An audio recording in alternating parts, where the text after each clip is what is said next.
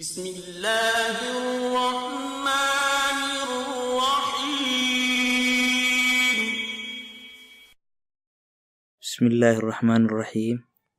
السلام عليكم ورحمة الله وبركاته تكنولوجيada adduunku waxa ay ku socotaa xawaaro aad u sareeya waxaana hormuud u ah tiknoolajiyada casriga ah waa kombiyuutarada iyo moobilada ku soo dhawaada barnaamijkeena maanta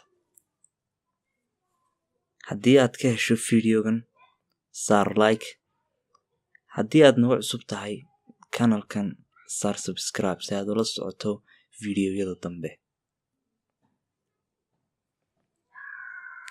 haddaba tiknoolajiyadu waa tan inta badan dunida lagu kala wado waxa ugu weyn ee ka qayb qaata waa kombiyuutarada iyo aaladaha moobilada loo yaqaan smartphone-ka haddaba mid kasta waxa uu leeyahay luuqad lagu sameeyo barnaamijyada uu ku shaqeynayo fiidiyogan waxaan uga hadli doonaa ama aynu ku soo qaadan doonaa kuwa ugu horeeya ee inta badan lagu sameeyo barnaamijyada kombiyuutarada iyo moobilada luuqadda ugu horeysa waa Python waa luuqad kombiyuutareed lagu sameeyo applicationada kala duwan ee kombiyuutarku ku shaqeeyo waxaana lagu sameeyaa web applicationska iyo desktop application iyo network serverada luuqadaha inta badan softwareadooda lagu sameeyo machine learning oo imkaan moodo luuqadda aad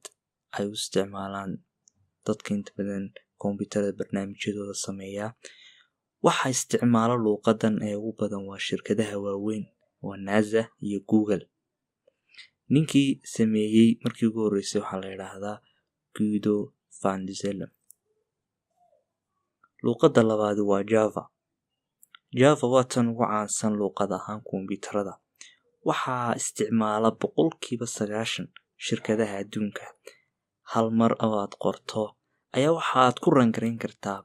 meel kasta ama every platform sidaa awgeed waxaa la yiraahdaa written one run anywhere waxa isticmaashaa Java virtual machine kaas oo sameeya waxa la yiraahdo cross platform waxa weeye in every device kasta laga helo haddii lagu shubo Java virtual machine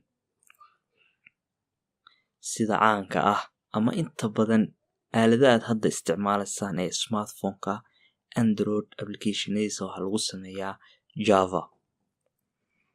luuqadda ku xigta waa C++ markii ugu horeysay ee la sameeyay 1985 inta badan ayaa isticmaalaan shirkado aad u waaweyn oo ay ka mid tahay shirkadaha Microsoft, Adobe, Oracle, PayPal iyo inta ugu badan oo lagu sameeyo desktop applicationska barnaamijkan kooban waxaanu kaga hadalnay barnaamijka kombiyuutarada iyo moobilada luuqadaha u gaarka kombiyuutarka ee loogu shubo haddii aad nagu cusub tahay saar subscribe haddaad ka hesho fiidiyoyadan like saar